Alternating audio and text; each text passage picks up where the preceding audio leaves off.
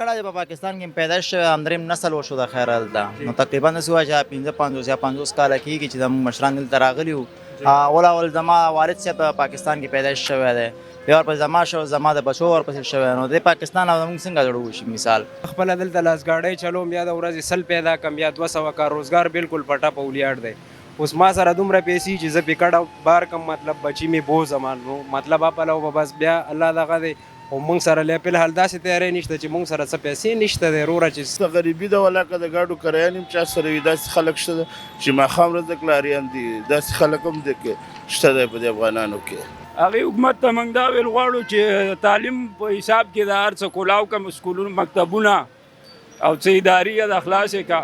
نو هغه زموږ ملک ته او انشاءالله تعالی ډېر زر به بحال شي هر څه به بحال شي حکومت یا داسې وکړي چې یا ټول چورلټ دلته شي یا ټول چورلټ دلته شي که څه وایي کې خو یو کال به څه وایي کې کال پس به بیا وچاله ډانګې راواله بیا به وچاله ځه بیا به ویله ځه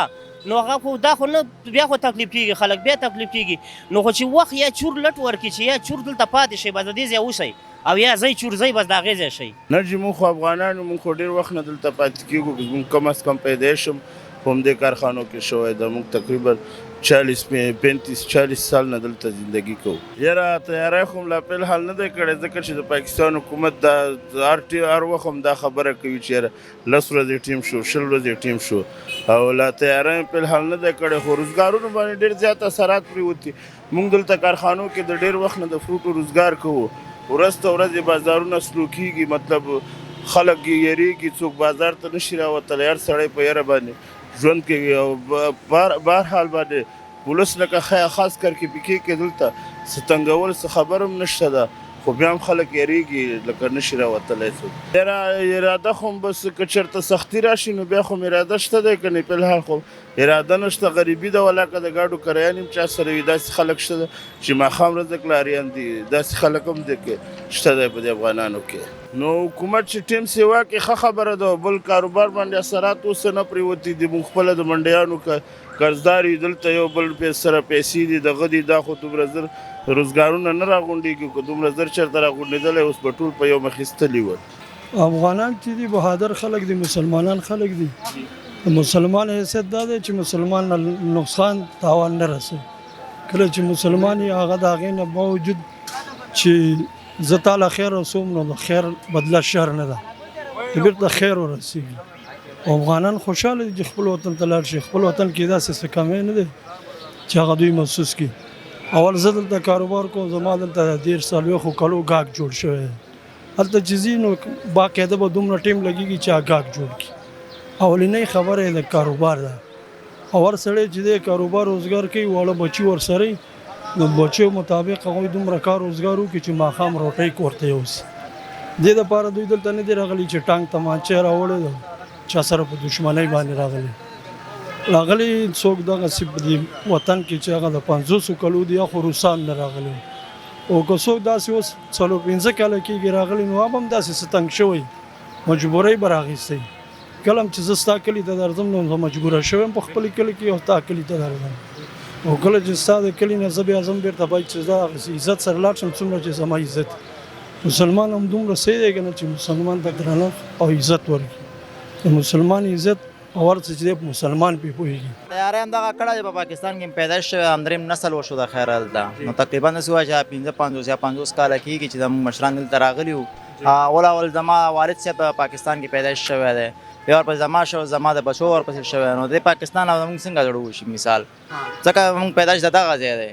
نو موږ چې اوس مثال دې ځای نه لاړ شو موږ مثال د ړندو مثال دلته منګال د خوار سره نه دي کتلي مثال موږ خوار سره په پاکستان کې لیدلي ځکه چې زموږ ژوند دلته ښه تېرېږي نو موږ پاکستان دا مطالبه ده چې مثال دلته موږ ته نیشنلټي راکړي نو خامخا ډېر مجبورت خلک شته هغې سره ځکه کریانې نشته نو په دې وجه باندې ځي نه نو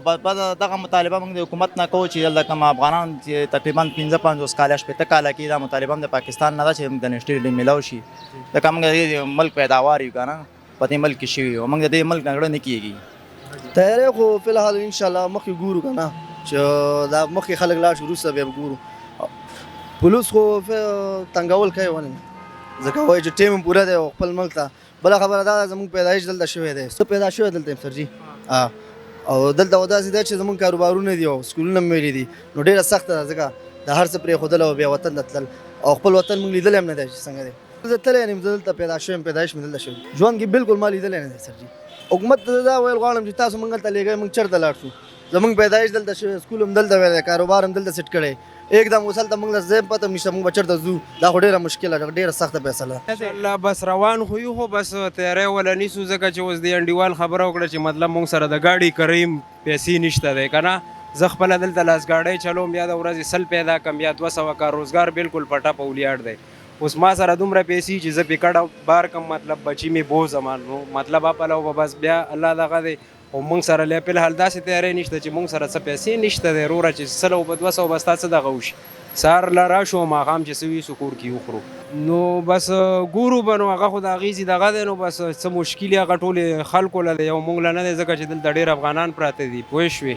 نو به چې څو د هغه دغه او هغسې به زمونږ هم دغه ډېر اثر پرې پرېوتی دی ځکه چې موږ دلته به مخکې راووتو نو ډېر هر څه ګاک د هر شي لکه زمونږ به هم کار پکې ډېر و چا به شاپینګ وکړو موږ به ورسره پیروي وړه سبزي به چا واخیسته موږ به ورسره اوچته کړه. مطلب دی چې ښه ډېر کار و. اوس کار بالکل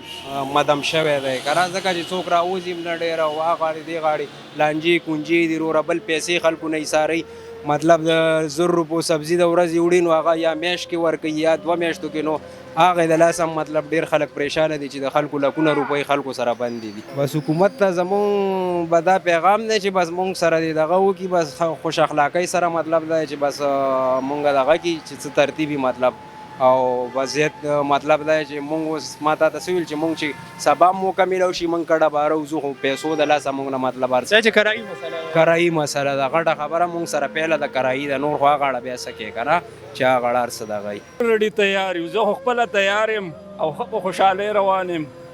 او څه خبره نشته دی کې 45 کاله. هغې حکومت ته موږ دا ویل غواړو چې تعلیم په حساب کې د هر څه کولاو کم سکولونه مکتبونه او څه ادارې د خلاصې کا نو هغه زموږ ملک ته او انشاءالله تعالی ډېر زر به بحال شي، هر څه به بحال شي. لکه موږ ټول لاړ شو افغانان او افغانستان به خود په خوده جوړ شي.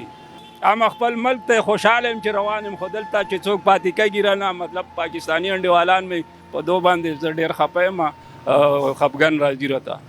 الله مشته او زم به پوه شي چې هر څه طریقې په کرایي په قرضې پار شي زم به خپل ملک ما دی 45 کاله ما دلته تېر کړه خو څه په ګډ لاس رانغله او هغه م خپل ملک دی که هر څنګه یې هغه کور کوي خو به راپسې نه وي بېغمه به پروت یم. ډېر سوړ شوی څوک شته نه څوک ګرځي نه بل د پولیسو یېرې څوک نه راوځي هسې اوازه شوې ده خو خیر پښتونخوا حکومت چې دی دا خو څه نه وایي فلحال څوک نیسي نه خو تکلیفونه ډېر دي هغه اواز د خاطره څوک نه راوځي. ډېر دي ډېر ملګري م دي داسې بې حسابه دي خفګان خو ډېر راځي ولې چې د هغې نه که موږ سره نږدې ګاونډیان دي چې د هغې نه جدا کېږو هم خفه کېږي. بله ورځ هم یو کور تللی زموږ د کلي نه په سره یو بل سره جړلي دي او پاکستانو افغانانو سره یو ځای جړلي دي خو عوام یې ډېر ښه دی ډېر مزېدار دی عوام یې ډېر ښکلی عوام یې دی او بیا د پېښور عوام خو ډېر مزېدار دی ښه خلک دي مزېدار خلک دي خو حکومت یې ښه نه دی. حکومت یا داسې وکړي چې یا ټول چورلټ دلته شي یا ټول چورلټ دلته شي که سیوی کې خو یو کال به سیوا کې کال پس به بیا وچاله ډانګې راواله بیا به چاله ځه بیا به ویله ځه نو هغه خو دا خو نه بیا خو تکلیف کېږي خلک بیا تکلیف کېږي نو خو چې وخت یا چور لټ ورکړي چې یا چور دلته پاتې شي بس د دې ځای اوسئ او یا ځئ چور ځئ بس د هغې ځای شئ.